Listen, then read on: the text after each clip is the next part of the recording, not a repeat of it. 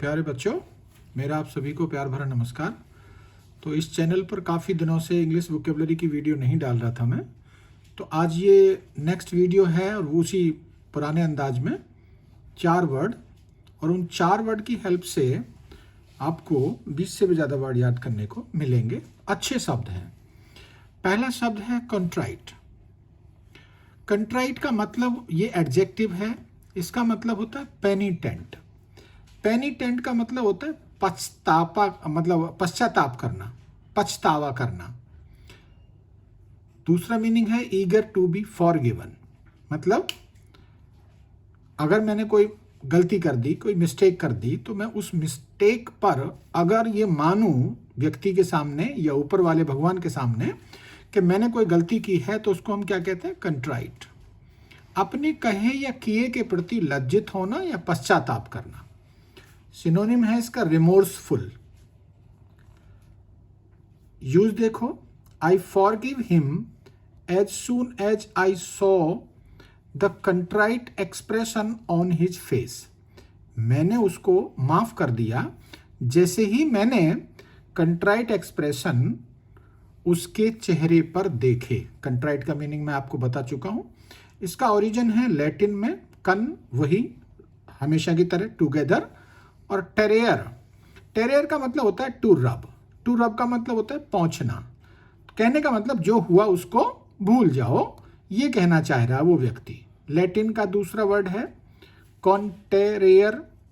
इसका मतलब होता है ग्राइंड डाउन या वियर अवे, मतलब समाप्त हो जाना या खत्म हो जाना।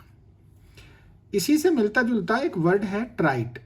गवर्नमेंट का बड़ा चहेता वर्ड है ये ट्राइट। ट्राइट का मतलब होता है घिसा पिटा, मतलब जो बहुत ज़्यादा यूज हो चुका हो। तो इसका मीनिंग है banal, not original, hackneyed, commonplace और थ्रेडबेयर।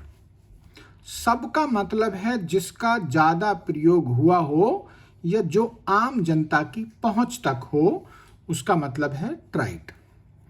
नेक्स्ट वर्ड देखो, नेक्स्ट वर्ड है कॉन्ट्यूजन। ये नाउन है, मीनिंग है ब्रूस या इंजरी। हमारा शरीर, कभी कभी हमारे शरीर पर कोई हल्की चोट लग जाती है, गिर जाते हैं तो रगड़ लग जाती है, तो उसी को हम कॉन्ट्यूजन कहते हैं। तो इसका सिनोनिम ऐसे कोई खास नहीं थे, ये दोनों मीनिंग मान लो या सिनोनिम मान लो। और हिंदी में लिखा हुआ है नील। ये हमारे शरीर पर थोड़ा सा घसट, मतलब घिस जाता है, हल्की सी चोट लग जाती है। यूज देखो आप, a dark contusion on his cheek was beginning to swell. उसके चेहरे पर जो डार्क कॉन्ट्यूजन थे, उन्होंने क्या कर दिया? स्वेल करना शुरू कर दिया, यानी कि वो स्वेल होने लगे।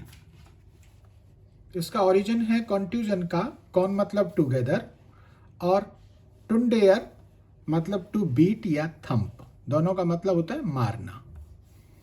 नेक्स्ट वर्ड है इसी से मिलता जुलता कॉन्ट्यूज। मिलता जुलता क्या है? ये नाउन है, कॉन्ट्यूज वर्ब है। तो इसमें क्या है कॉन्ट्यूज में, कि हम किसी को क्या कर रहे हैं? इंजरी दे रहे हैं। आ ब्रूस मतलब हम उसके मतलब स्किन पर कोई रगड़ पैदा कर रहे हैं। तो ये था कॉन्ट्यूजन। नेक्स्ट वर्ड है डिबंक। बहुत यूज होता है न्यूज़पेपर वगैरह में, बहुत आता है ये शब्द। वर्ब है to expose the falseness of something. किसी चीज की फॉल्सनेस को, झूठ को एक्सपोज कर देना। इसका सिनोनिम है एक्सप्लोड। एक्सप्लोड का मतलब आप जानते हो, फटना। डिफ्लेट, डिफ्लेट का मतलब भी फूलना, फूलकर फटना। पंचर, है ना? पंचर का मतलब आपको पता ही है, जैसे टायर वगैरह में पंचर हो जाता है, तो पंचर होने के बाद क्या हो जाता है? कोई चीज़ फट जाती है या फूट जाती है या उसकी हवा निकल जाती है।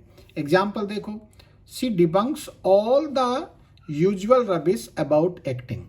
मतलब उसकी एक्टिंग के बारे में कोई इधर उधर की बातें हो रही होंगी, कोई रबिश बातें हो रही होंगी, तो उसने सभी बातों को क्या कर दिया? डिबंक कर दिया। अब देखो डिबंक का ओरिजिन कहाँ से आया है? बंक। तो बंक क्या होती है? मैंने सिंपल शब्दों में लिखा है, जहाज या रेलगाड़ी में जो दीवार में लगी हुई चारपाई होती है, चारपाई नहीं होती मतलब दीवार में लगी, जैसे ट्रेन वगैरह में देखा होगा ना, तो सोने की चीज जो है, जिस पर हम सोते हैं, वो दीवार में ही लगी होती है, तो उसको बंक कहते हैं। डी लगाने से क्या हो गया? एक्सपोज हो गया। तो एक्सपोज का मतलब यहाँ क्या हो गया, हमने किसी गलत बात को, किसी झूठी बात को एक्सपोज कर दिया। यहीं पर एक मिलता जुलता वर्ड आया बंकम।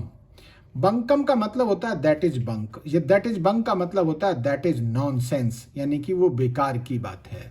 ये कोई हिस्टोरिकल टर्म है इस तरह का। नेक्स्ट वर्ड है डिम्यूर। डिम्यूर एक एडजेक्टिव है।